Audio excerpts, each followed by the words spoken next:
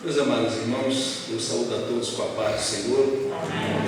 Confesso que estou debaixo de um temor de Deus aqui muito grande e estamos sentindo a presença de Deus aqui neste lugar.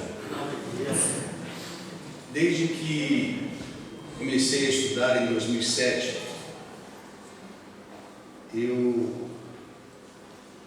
na minha primeira disciplina foi Ciências Políticas na faculdade de Psicologia. Eu detestava política, não gostava de política de jeito nenhum, nem de discutir com nada e com ninguém. Ao estudar essa primeira disciplina, eu passei a gostar de política, a amar política. Política, ela existe em todos os lugares, e até mesmo dentro da igreja. O problema é que nós não sabemos trabalhar com a política. Infelizmente, até mesmo dentro da igreja.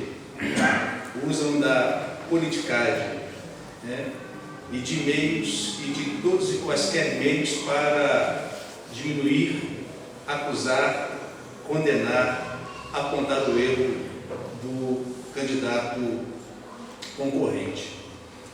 Por isso eu subo aqui com um temor de Deus para lhes falar um breve histórico da minha vida. A ordem não foi pela ordem alfabética, mas eu percebi que foi pela ordem decrescente de idade. Não sei se foi proposital, mas obviamente com todo respeito aos meus companheiros, pastor Carlos Matias, que é o nosso primeiro vice-presidente, pastor Eustáquio, que pastoreia hoje a igreja de Alvorada. Eu tenho respeito pelos meus irmãos e quero manter esse respeito independente de qualquer resultado que possa acontecer. Pois bem, meus amados, a Bíblia Sagrada nos diz, no livro de Eclesiastes, capítulo de número 9, versículo de número 10, tudo quanto te vier às mãos para fazer, faze-o conforme as tuas forças, porque na sepultura para onde tu vais, não há obra, nem indústria, nem ciência e nem sabedoria alguma. Eu tenho 51 anos e estou aqui no ministério de Timóteo há 31 anos.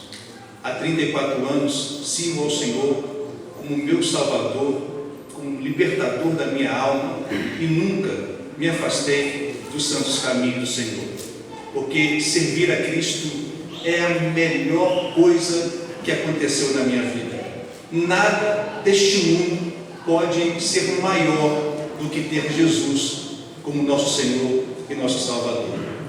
Vim para cá em 90 e toda a minha formação ministerial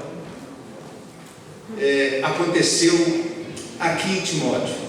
Eu fui professor de escola dominical, secretário da IBD, secretário da igreja, tesoureiro, superintendente da escola dominical, coordenador de jovens, coordenador de adolescentes, tesoureiro da igreja, diácono, presbítero.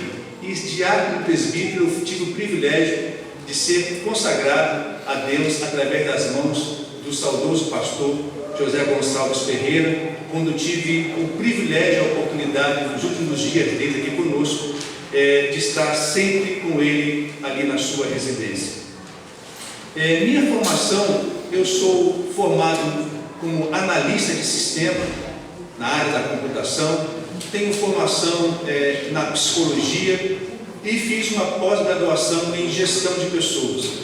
Os meus estudos eu fiz para que pudesse me ajudar no meu ministério pastoral, a fim de trabalhar com as pessoas. Por que fazer uma gestão de pessoas? Por que fazer psicologia? Porque assim que quando comecei a estudar, eu percebi coisas na igreja que não havia percebido. Tantos problemas, tantas debilidades, tantos casamentos de fachada, quantos problemas de ordem familiar, em que nós precisávamos entrar nessas famílias para que elas pudessem ser saradas. Quantas pessoas com problemas emocionais mal resolvidos, problemas de ordem várias que nós descobrimos a partir desses estudos na área da psicologia. A partir de 2007, então, comecei a intensificar os meus estudos nessa questão.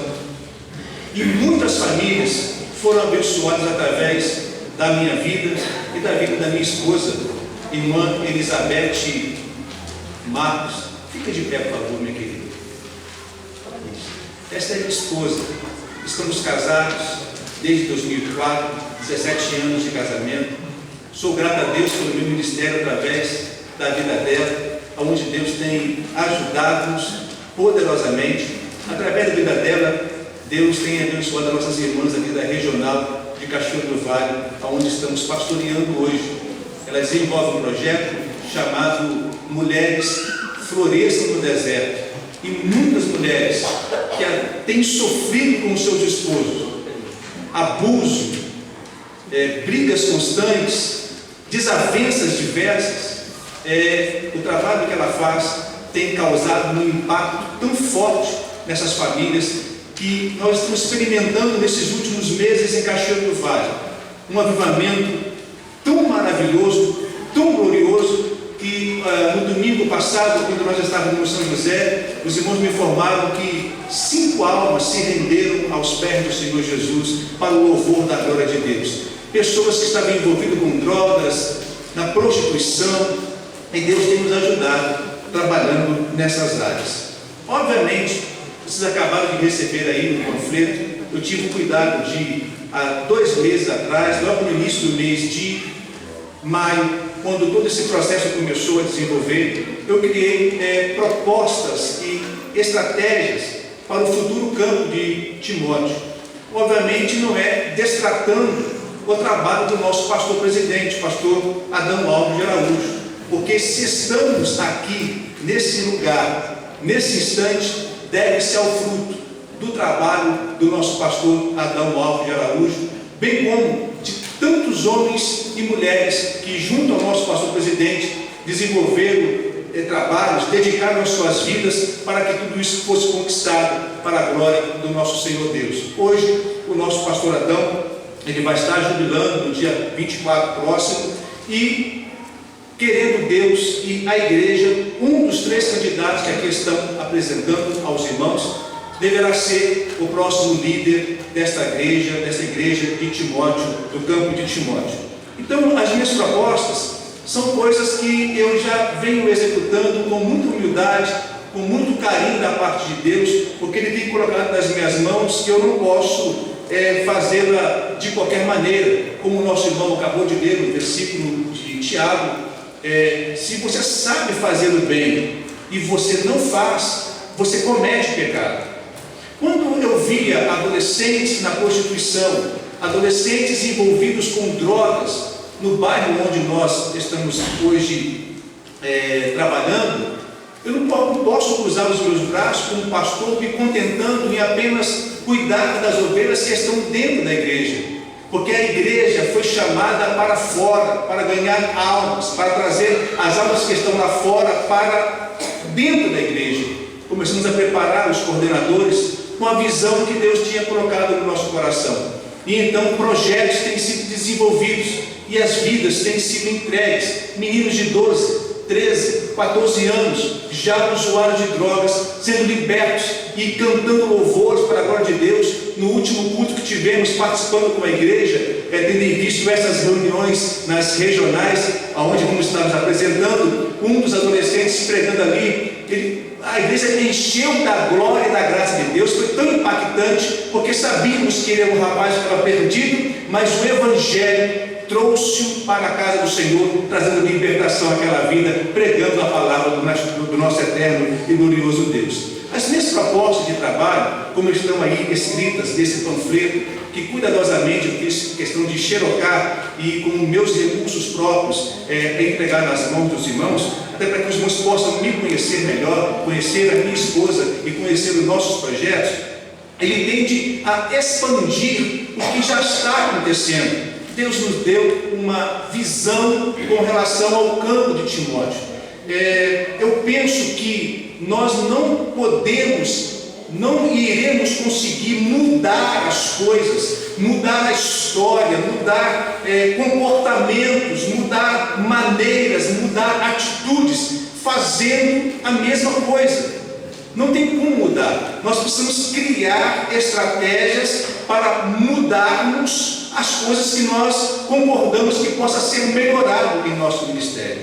Eu penso que cada um de vocês tem familiares, certamente aqui neste bairro de Cava Grande, nós temos pessoas que estão envolvendo-se com drogas, e talvez filhos, parentes, vizinhos nossos. O que nós como igreja podemos fazer para eles? Apenas pregarmos o Evangelho? Isto é maravilhoso, é um dever nosso, mas nós precisamos fazer aquilo que o Senhor Jesus nos ensinou. Quando você estiver bem com frio, dá a ele uma roupa para vestir. Quando estiver com fome, dá a ele algo para comer. Se estiver com sede, dá a ele algo para beber. Não só pregar a palavra, mas dar uma assistência. E um slogan que nós usamos ali em Cachoeiro do Vale é evangelizando com responsabilidade social. Nós precisamos trabalhar o social na nossa igreja. Cada igreja tem o seu trabalho social, cada um do seu jeito, cada um da sua maneira. O que nós propomos é criarmos e ajustarmos a ASAS, que faz um excelente trabalho hoje mais voltado para a terceira idade, alcançarmos outras áreas da área social, como por exemplo, criarmos uma casa de recuperação para atendermos essas crianças, esses jovens adolescentes que estão voltados para as drogas. Nós criamos uma casa de repouso para atendermos aos irmãos da terceira idade, e o tempo está passando, as coisas estão acontecendo, e percebemos que os nossos irmãos idosos têm sido deixados de lado por algumas famílias no meio da sociedade. E o que nós como igreja podemos fazer com essas pessoas? Cuidarmos de adolescentes. Eu tenho adolescentes, existem adolescentes de 12, 13, 14 anos que já têm uma vida sexual ativa. E como nós não fazemos isso? Repreendemos em nome de Jesus.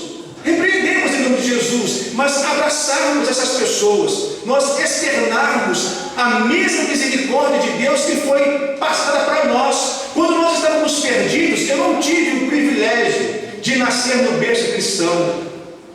Eu aceitei a Cristo com 17 anos de idade. Eu estava no quartel, na aeronáutica, no Rio de Janeiro. Lá eu conheci Jesus como meu Salvador e Senhor.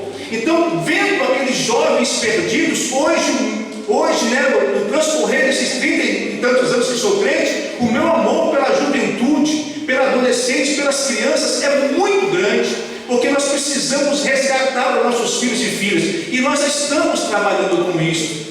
Nós criamos em Cachoeiro do Vale, há 11 anos atrás, uma escola de educação infantil. Uma escola onde nós pudéssemos pegar nossos filhos e ensinar-lhes a palavra do Senhor. Não só na escola dominical, que são 2 horas por domingo. Então, de segunda a sexta, as crianças estão ali e as professoras crentes instruindo-as no caminho do Senhor, e obviamente dentro de um contexto pedagógico estabelecido pela educação no nosso município. Hoje nós temos, já 11 anos se passaram, 2 escolas com mais de 130 crianças, onde elas são assistidas e estudam gratuitamente. Hoje tivemos o privilégio de ter um convênio com o nosso governo federal, e eles nos mantêm de subsistência para pagarmos as profissionais que trabalham ali, que inclusive a grande maioria delas são crentes das nossas igrejas. Ou seja, eu estou cuidando das crianças, abrindo porta de emprego para pedagogas da nossa igreja, trabalhar no conceito bíblico para as crianças, muitas delas de outras igrejas ou de outras denominações, e até mesmo a grande maioria nem crentes são, e estamos evangelizando com responsabilidade social. Para não cansarmos os irmãos, cada um de nós tivemos 20 minutos para falar, eu estou no meu 5 minutos finais. Não apenas o trabalho social, mas também darmos continuidade ao bom trabalho que é feito com a Semadar. Nós queremos fazer um trabalho mais expansivo. É muito bom o que está sendo feito, mas há muita coisa para que nós possamos ampliar o trabalho do Departamento de Missões. E nós temos ideias e propostas para que isso possa ser ampliado para o louvor da glória de Deus. Para encerrar, nós trabalhamos com o ensino aqui no nosso ministério desde que nós chegamos aqui, mais ou menos uns 30 anos. Houve um período em que a nossa etade ela fechou as portas, por várias razões que não vem ao caso. Mas retomando através do pastor Milton e de outros pastores, eu assumi a etade de 2008 para cá, precisamente 13 anos, se não estou falho de memória. Nesses 13 anos tenho trabalhado com a etade por mais de 15 anos. Eu fui responsável pela FAETEL, uma faculdade teológica aqui no nosso ministério. Então, além da formação de psicólogo, eu tenho formação teológica e temos ajudado muitos obreiros e servos do Senhor no estudo da teologia. Por que eu estou falando isso? Não é um sentimento de querer me aparecer, longe de mim ser soberbo, principalmente nesse instante.